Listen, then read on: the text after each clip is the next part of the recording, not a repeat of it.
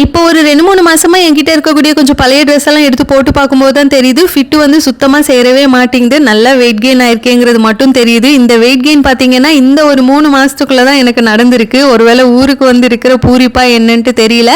இன்னும் weight check பண்ணி பார்க்கல. செக் பண்ணும்போது தான் தெரியும் எத்தனை கிலோ வந்து கூடியிருக்கு அப்படின்ட்டு. என்னோட ட்ரெஸ் சைஸ் வந்து எல். ஆனா இப்போ கொஞ்சம் நாளா நான் எக்ஸல் சைஸ் தான் ஆர்டர் போட்டு வாங்குறேன். அதுக்கப்புறமா அதை ஆல்டர் பண்ணி வியர் பண்ணிட்டு இருக்கேன். இந்த மாசம் அடுத்த மாசம்லாம் கொஞ்சம் ஃபங்க்ஷன் வருது. அதுக்கு தேவையான ட்ரெஸ் எல்லாம் வாங்கியிருந்தேன். அதை அப்படியே கையோட ஆல்டர் பண்ணிட்டேன். நேத்து குட்டிஸோட லஞ்ச் பாக்ஸுக்கு பூரியும் கிழங்கும் தான் பேக் பண்ணியிருந்தேன். கொஞ்சம் அசால்ட்டா இருந்ததுல இவ்வளோ வெயிட் போட்டுடுச்சு அப்படிங்கிற கவலையிலேயே பூரி சாப்பிட தோணலை. அதனால எனக்கும் ஹஸ்பண்டுக்கும் இட்லியும் அதுக்கு சைடிஷா வந்து தக்காளி குருமா தான் ரெடி பண்ணியிருந்தேன்.